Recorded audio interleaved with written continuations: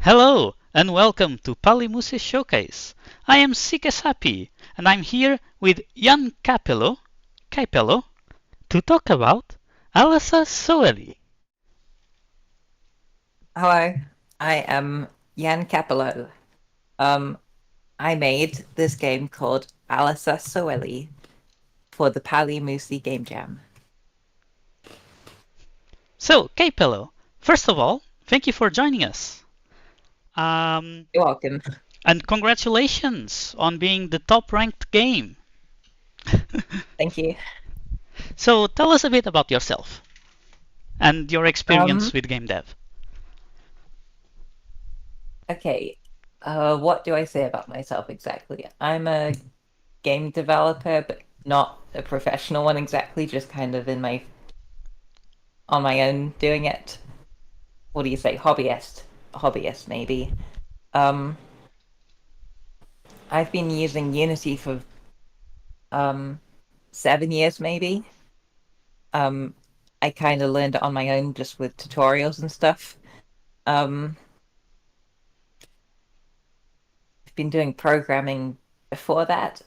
I've used Python and okay, do you know about Scratch? There's a thing called Scratch, which is like programming where you can put blocks together. Um, so it's like for learning programming.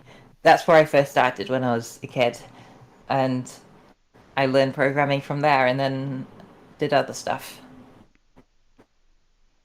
Awesome. So you're already quite experienced with Um, making games. And what about Toki Pona? How did you start with Toki Pona? I just saw a video on YouTube about it a few years ago. It was like a Toki Pona like tutorial or like a introduction thing, and I watched it and I was like, "This is cool. I want to learn more about this." Um, and then I tried to learn it, and I started. Um, I joined the Discord and tried to talk with other people using it, and that's about it, I think. Awesome, awesome. Um, so when uh, the game jam started, they Yeah. announced the team. The theme was Nasin and NASA. Yes. From there, how did Alasa Soeli come up? Oh, we went through lots of different ideas. So the first idea I had was Nasin, which means path. I thought of just like a game where you follow a long sort of path through weird areas and you look at weird stuff along the way. Um, but I thought that idea wasn't very concrete. Um, I had another idea that was like Nasin to mean recipe. Um, my idea was a game where you make potions and you run a potion shop and people come and they ask you for potions and then you have to make them and you have to follow a recipe.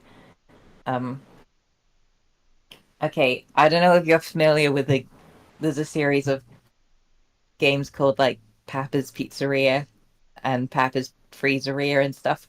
There's lots of them and each one is about a different type of food, but they're all the same way. You kind of have to serve orders to people. Like people come and order stuff and then you make food and give it to them. Um, anyway, I wanted to make a parody game of that, but where you're making potions. And I was kind of thinking of about that for like the first 2 days of the jam, but the biggest problem was that I couldn't find a way to get Toki Pona into it in a way that felt natural because like any way I did it, it felt like you could just get rid of it and it wouldn't change the game that much. Um, I had another idea that was like Baba is You, the puzzle game where you push blocks around and you put them into places where it says like a rule where something happens and it changes. Sorry, I'm not explaining it very well. It's a fun game. Anyway, I thought about making a version of like that, but with Cetal and Pona characters on the blocks, and basically do that, but that seemed too complicated, so I didn't end up doing that. Um, then we went into another iteration of the potions idea, but we didn't do that again. Then I went back to the original idea, which is um, have like just a long path through weird environments that you go through, and I was like, yeah, I'm gonna just do that. Um, we only had about 2 or 3 days left at the time though, so I had to really make it super quickly because there wasn't much time. Um, and I came up with this idea for a story, which is there's an animal that you're trying to find, or like a pet or something that got lost, and you're trying to find it because that seemed like something that would be kind of relatively easy to have characters talk about in Toki Pona. So that's what I went with, and that's basically where the idea came from, I think. Right. Oh, that was quite the journey to get here. Yeah, Thank you for sharing. Um, you're welcome. Before we jump into gameplay, you teamed up with Nate Sasson for the music. Nate, Tell us a Nate's bit the same, about. yeah. I'm sorry, Nate Sasson. Hmm? Okay. No, you Tell. you said it correctly, I think. Sorry. um, Either way, tell us about him and his role in the game. Yeah, he did the music for some of the areas. We ran out of time. This was mainly my fault for starting so late. He wanted to make music for all 5 worlds in the game, but we didn't have time for that, so he only ended up making 2 tracks during the jam, and then we added 2 more that he made before the jam, and I wrote in the description that that's what we did. Um, I've worked with him on one other game jam before, and that was where I met him. Um, it was on a different Discord server. Thank you. Thank you so much. So we'll jump now into gameplay, and you get to share more stories about the development of this game. Okay, cool. Here we are in alasa, soweli. We are currently in the second world, Capello. Tell us a bit about this world. Yeah, so this world is meant to be a place with a bunch of bridges all over the place on top of water. And then there's these street lights in the water. These are meant to be like the same street lights that are in the snowy area, except they're like submerged mostly under the water, so it's just the top part coming above. Um, so I tried really hard to get the reflections looking as good as possible here. I think that's quite nice, actually. Yeah, so even like the do continue. I did it on these little characters as well. These ones. It's like it might be hard to see from over here, but from the other side you can see he's got reflection on the underneath part. So you can also interact with these characters. Talk us a bit about the writing for these characters. What went through your mind to give each one their own personality? The honest answer is what went through my mind is, oh my god, there's 4 hours left. I have to just type anything and just get it done as quickly as possible. Honestly, this was like in the last 5 hours of it. I think all of the dialogue. That's how tight it got. Oh Jesus, that is quite tight. There's quite a few characters that you can talk to, and each one has a whole tree that you can go through. So it's quite a bit of dialogue. So that must have been quite stressful. It was quite stressful. Well, game jams themselves are stressful, so it's kind of what I was expecting. Right. Still, you gave the world quite a number of characters and a lot of personality. And I guess to give a better answer to your question, I just tried to give each one like a unique kind of personality, not make any of them seem too much like the same or like copies of each other. Um, I tried to think about for some of them like what are they doing here? So um, one of them, not this one, but the one we were at before, was supposed to have a fishing rod. I didn't have time to add that, but I wanted it to be like a fisherman kind of person. Um, Right. so I think in the actual conversation they talk about a fishing rod or something that's supposed to be a fishing rod, but there isn't actually one that you can see.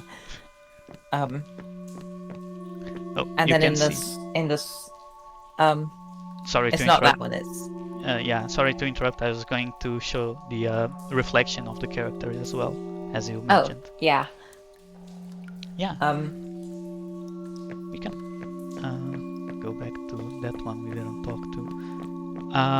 One more question regarding this area yeah. is uh, while playing, many people commented that this reminds them of an area in Undertale. Would you say that was Yeah, an inspiration for you? I would say that it's kind of like the waterfall area in Undertale. Yeah. Um, I definitely was inspired by that a little bit. More of an inspiration actually. There's a game called Yume Nikki, and Hmm. Yume Nikki has a area that's like this with bridges in a watery area with these lamps in the water, and the lamps all have reflections. That's probably more what this was inspired by. But then Undertale was, I think, Yume Nikki. I don't know if inspired is the right word. I guess it probably is. Yume Nikki had influence. Undertale had influence from Yume Nikki, from what I know. Great. Thank you for sharing. You're Um, welcome. Thank you. One last question. Do you have Yeah. any remarks about the music of this area? It's quite eerie and creepy. Do you have um, anything you could share before we show the area just in front of us? Um, that music got added super late. That was one of the ones that Nate sent to me right near the end. He was like, "Okay, here's one that I made before, so we can just put it in." But I think it fits well, and I added the kind of watery droplet sounds on top of it. Um, it was meant to be like water like echoing in a big cave or something, and I thought it fit quite well. Okay, Awesome. this is the song we made.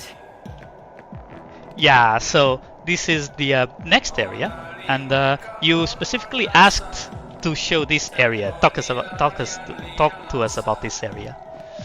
Yeah, I just think it has cool vibes. I like the way I like the way it came out.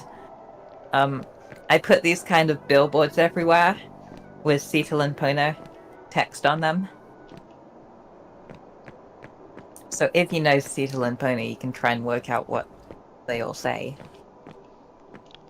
Let's leave that as an exercise for the viewers.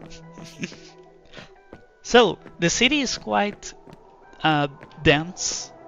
There's a lot of stuff going on, Yeah, and the song not only has more is more upbeat, it also has lyrics.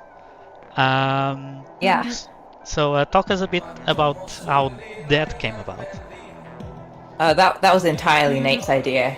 He was like, um, he asked me if I could write some like a verse in Toki Pona, and then he'll try and make it into a song and put it into the music for this area, and he did that, and I think it came out sounding pretty cool.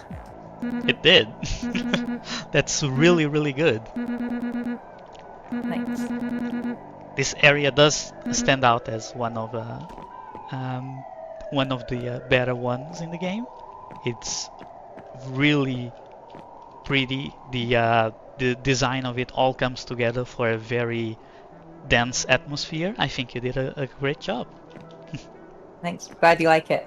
I remember thinking when I made it, it felt weirdly empty because there's lots of buildings, and they all have these lights on in the windows, but then there aren't actually very many people outside. Like it feels like it's 4 a.m.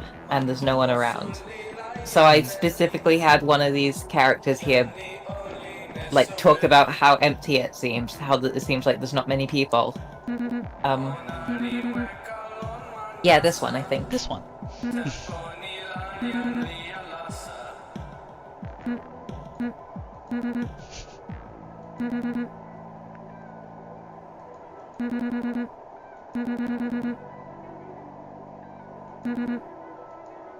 Yeah.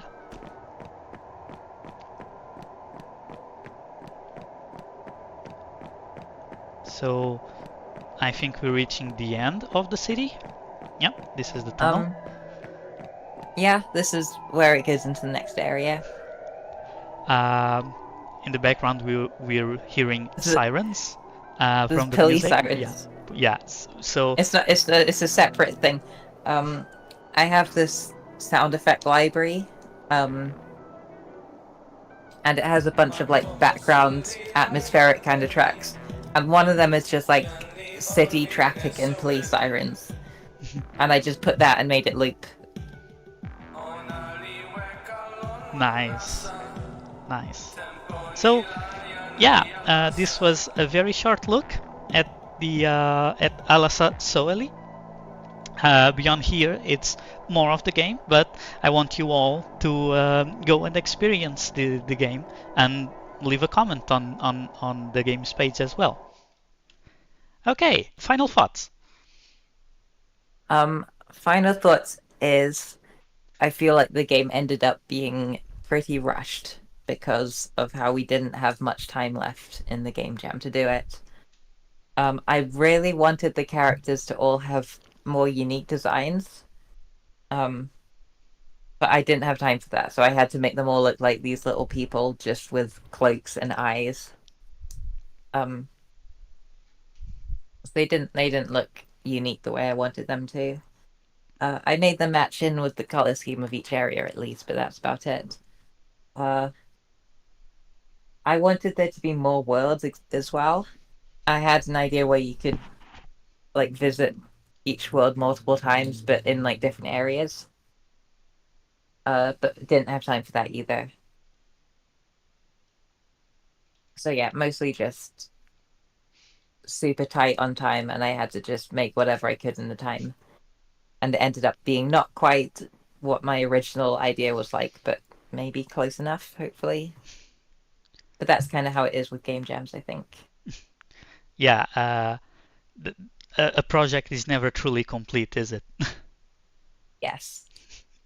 But I still think you did a great job, and people obviously agree. So again, congratulations. Uh, Thank you.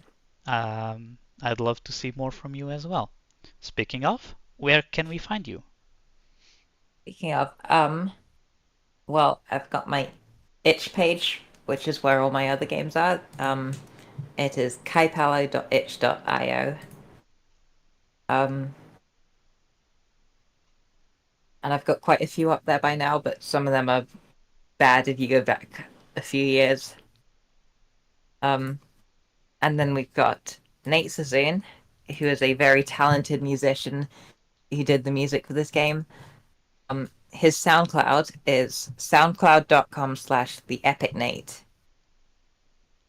I think that's both of us. I used to have a Twitter, but I don't use it anymore. I stopped using it a while ago. So that's pretty much all it is for me, I think. All right. Once again, thank you, Kaipelo, for your time and for your game. And I hope to see you again on the next game jam. You're Uh, welcome. Thanks for having me, I guess. so this has been Palimusi Showcase, and with this, please go play Alasa Soweli and the other games by Kaipelo. See ya. And please play other games from the game jam as well, because there's a lot of good Do, ones. do, please do, please do. Lots of great ones. Thank you so much. Bye, everyone. Goodbye.